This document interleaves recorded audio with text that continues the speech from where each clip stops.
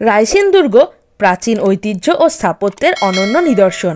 বিশ্বজুড়ে ছোট বড় অনেক ধরনের দুর্গ ছড়িয়ে ছিটিয়ে রয়েছে, তবে সবচেয়ে বেশি দুর্গের খোঁজ মেলে ভারতেই। এদেশে রাজাদের অনেক দুর্গ আছে। প্রতিটি রাজ্যে দুর্গের নিজস্ব গুরুত্ব ও ইতিহাস আছে। অনেক দুর্গ বিশ্বের ঐতিহ্যের তালিকায় স্থানও পেয়েছে। প্রাচীনকালে শত্রুদের বাহিনী এড়াতে পাহাড়ি অঞ্চলে এমনকি নানা আশ্চর্যজনক আকৃতি ও বিশেষত্ব নিয়ে নির্মিত হয়েছিল এইসব দুর্গ। এমনই একটি দুর্গ অবস্থিত ভারতের মধ্যপ্রদেশের রায়সেন জেলায়, যা রায়সেন দুর্গ নামে পরিচিত। রায়সেন ফোর্ট মধ্যপ্রদেশের রাজধানী ভোপাল থেকে ৪৫ কিলোমিটার দূরে অবস্থিত একটি বিশাল ঐতিহাসিক ভবন। এই দুর্গ গন্ডোয়ানার উত্তর পশ্চিম কোণে বিন্ধ্যাচল রেঞ্জের একটি পাহাড়ের চূড়ায় অবস্থিত। এটি ঐতিহাসিক গুরুত্বের পাশাপাশি সুন্দর দৃশ্যের জন্য বিখ্যাত।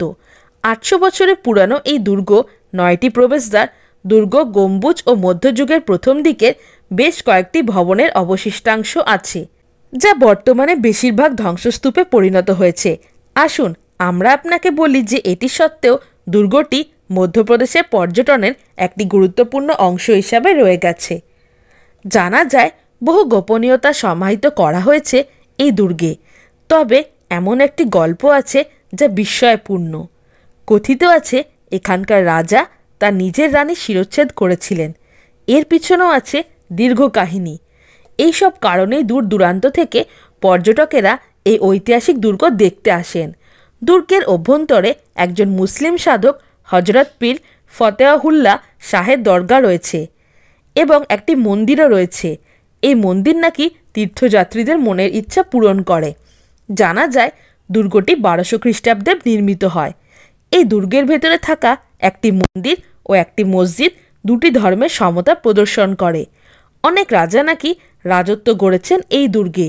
শেরশাহ সূরি ছিলেন তাদের মধ্যে একজন। কথিত আছে এই দুর্গে জয়ের জন্য শেরশাহ সূরি সব কিছু বাজি রেখেছিলেন। দুর্গ শাসনের জন্য কামান তৈরি করতে তিনি তামার মুদ্রা গলিয়েছিলেন।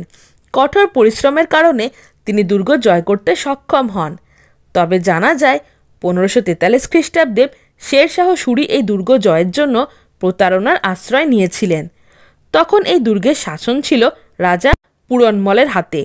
যখন তিনি জানতে পারলেন তার সঙ্গে প্রতারণা করা হয়েছে ও তিনি পরাজিত হতে চলেছেন, তখন তিনি নিজের স্ত্রীকে শত্রুদের হাত থেকে বাঁচাতে গলা কেটে হত্যা করেন। এই দুর্গ সম্পর্কে আরও একটি বিস্ময়কর তথ্য আছে। প্রচলিত আছে রাজা রাজসেনের একটি দার্শনিক পাথর আছে, যেটি লোহাকেও সোনায় রূপান্তরিত করতে পারে। এটি একটি রহস্যময় পাথর, যার জন্য অনেক যুদ্ধ হয়েছিল। রাজা রাজসেন পরাজিত হলে তার হ্রদে ফেলে দেন। যদিও অন্যান্য রাজারা এই পাথর খুঁজে বের করার অনেক চেষ্টা করেছিলেন, তবে পাথরটি খুঁজে পাওয়া যায়নি। স্থানীয়দের ধারণা আজও মানুষ এই পাথর খুঁজতে ভিড় করেন দুর্গে। তবে কথিত আছে একটি জিন নাকি মূল্যবান ও রহস্যময় পাথরটি পাহারায় রেখেছেন, যদিও প্রত্নতত্ত্ব বিভাগ এই বিষয়ে কোনো প্রমাণ পায়নি।